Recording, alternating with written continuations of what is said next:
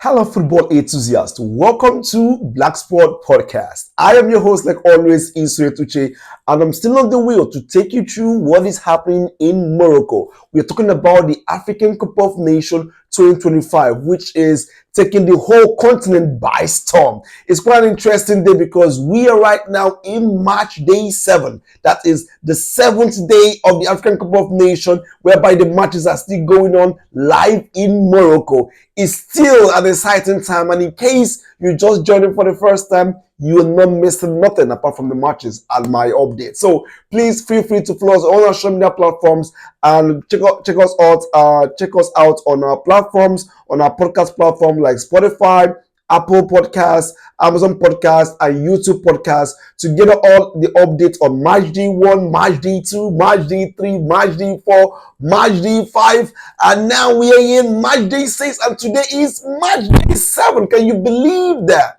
So that means African Cup of Nations is still on the rise, and we are still here to get it more interesting because there's a whole lot of talking points coming right after this. So just to take you up to speed, what we have for today, this is Match Day 7 of the African Cup of Nations, having Group F and E playing their second game of the tournament. So we have the likes of Equatorial Guinea against Sudan, and Algeria and Burkina Faso, Gabon and Mozambique, and Ivory Coast against Cameroon. This is an exciting features, I must say, and we're going to take it a step at a time so you understand. So before I just go to let you on the first one, which is Equatorial Guinea, which is Gabon and Mozambique. Just to let you know that right now in Morocco, it is minus 10 degrees. So, better stay warm. So, let's go into it immediately. Let's see what we have for the day. So, we'll have the likes of Gabon and Mozambique headed on 2 goals in favor of Gabon and 3 goals to Mozambique. So, this game right here is an interesting one. It was one of the early kickoff. So I enjoyed it, especially the tempo of the game was really something. On this game, to be honest, I expected Gabon to win in the sense that they're yet to win a game in this tournament alongside with Equatorial Guinea. So I expected them to go for this, but it is what it is. It started off with the first half ending in 2-1 favor of Mozambique, and we have Bangal actually scoring and Katamo actually scoring the 2 goals before at extra time. They have Aubameyang give us the wonderful consolation to end the first half on 2-1 basis. And second half came again. The Mozambique took the goals up to 3-1 before Aubameyang change the course of the whole thing. So something about this match is that I was thinking about that it might end up having a 3-3 situation, and the opportunity came, but for some reason the Gabon side didn't actually step up to that occasion, and it's really so sad because at this moment I know it's not really certain, but Gabon's have a very slim line of qualifying in this Nations Cup tournament because they're yet to win a game. And before we wrap up, I'll actually go through the group stage so you understand the reason why I say that. So this was an interesting game. It brought a whole lot of goosebumps, and the Mozambique side celebrated in full happiness, and that they actually held this game to a 3 points victory. It could have actually gone other ways, in as if Aubameyang as well and other players converted the chances that they had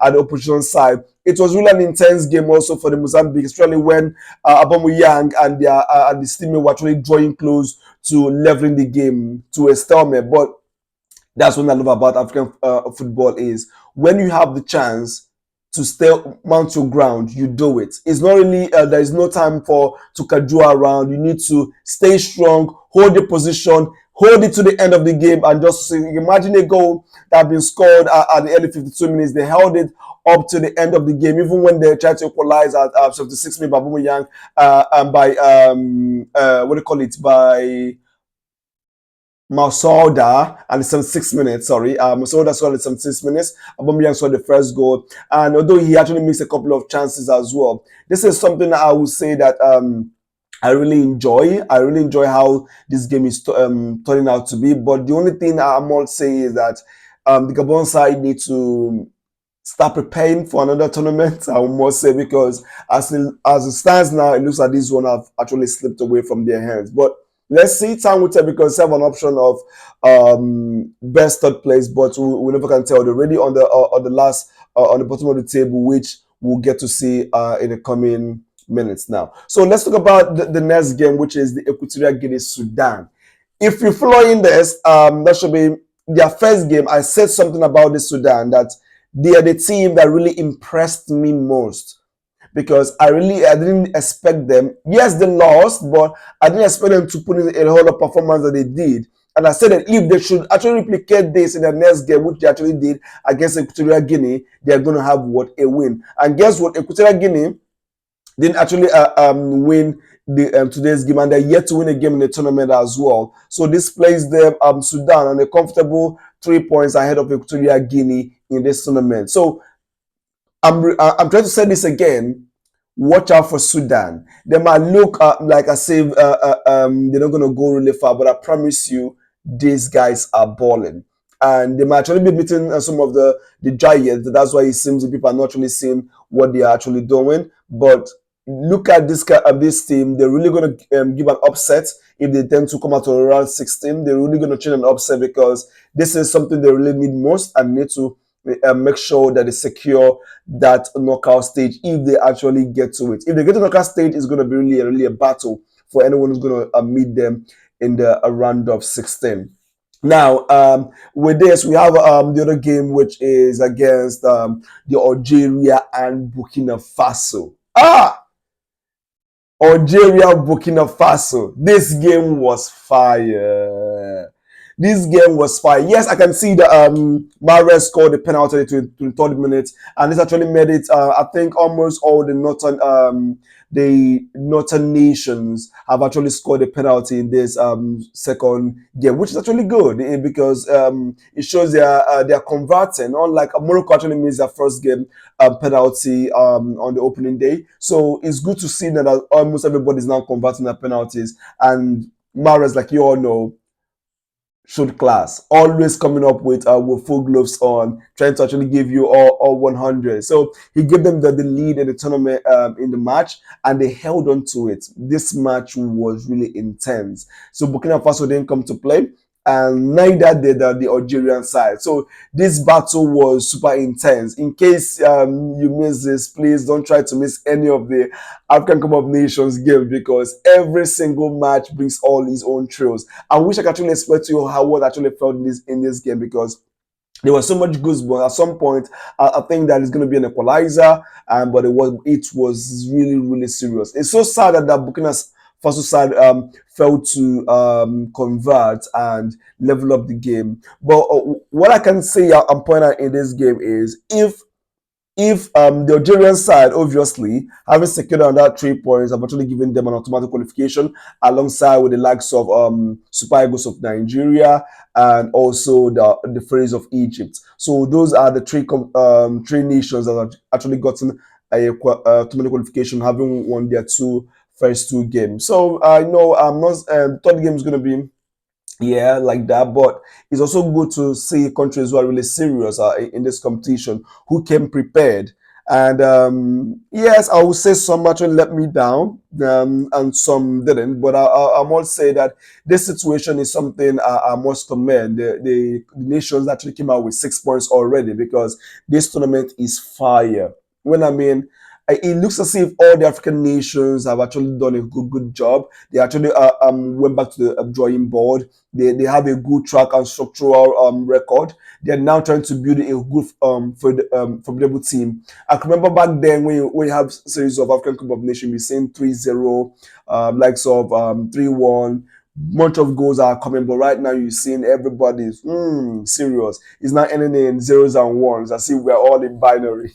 But this is an interesting part about the African Cup of Nations. It gives you the excitement, the whole of twists, upsets are going on in every single game, and that also brings me to to the fourth match of today, which is the Ivory Coast Cameroon. It's good to see the two United side, Buemo and Ahmad, go head to head against each other, and it was quite a fascinating game. I know we've seen Diallo giving us a very good goal in the first game, and now this one he gave us the first one he scored inside the box. Now the second goal from Ahmad is scored outside the box from a very good finesse. That was a lovely goal. I keep saying this is what I call the Premier League standard, because you can't get this in the market. You can't get this in the market at all. And this is something we expect. I can see it was really little in the game. Anytime you see them running, you can imagine, you can see Diallo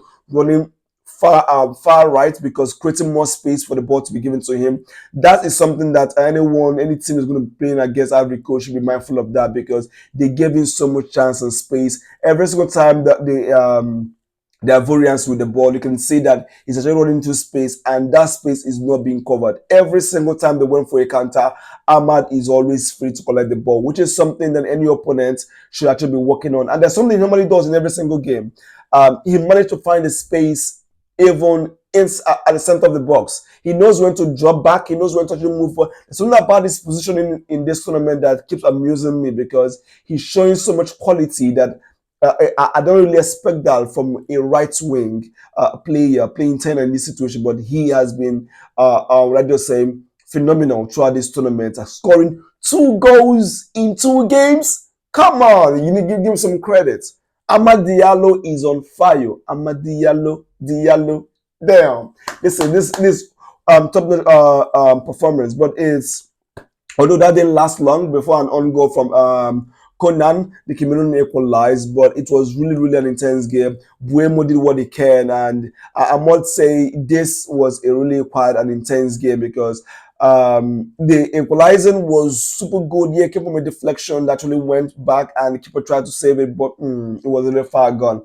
That goal was unexpected, and I can see the reaction from Diallo's face when they equalized. That shows you what this game means so much to him. It's too bad that they are not able to walk away with the 3 points. It was shared between the indomitable Lions of Cameroon, which is something they expected. There was a game that I expected that to end in this situation. Super intense. The game, there was no dull moment. Super compact. They all defended together. They all moved together. The game was. They tried to stretch the game. Yes, they didn't. They have a couple of loose passes here and there, but that was really yes, he actually did affect much of the game, because they could have had a chance to create some more fears and more threats to the opposition, but both teams have a couple of loose passes that they do have in the game, which is a learning call for them going into the next game. It's better to be sure than to give away advantage in towards your opposition, especially when you are going on a counter, which means when you lose the game, it's going to be your team will now be the one that's going to be counted upon. So that was really quite something to talk about in terms of this Ivorian side and the Cameroon. This was really a really good match, and with what I just saw today, I see Cameroon and Ivory Coast as a really favorite. Those two teams is going to give a really good upset, and I'm looking forward to Ivory Coast playing against these big boys, because I want to see a very good match. I can't wait for us to go into a knockout stage, so that where everything comes to life, where all the fights, all the passion, every single detail really matters. So right now, there are room for mistakes, because the group stage matches. Very soon we'll play the third match of the group stages, which is with the last one, and then we'll go for the knockout phases. That is when football is personalized. That is where you see the wonderful wonders of the African football come to life with so much passion, so much strength, so much agility, so much perseverance, so much resilience, and most especially, you have so much commitment in 100%. So this is going to be an interesting one to see in the coming days. So what we're going to do now, we're going to quickly have a look what it means on the table. So going by the table, so let's start with the Gabon and Mozambique side. So going by the standings on the table, let's see.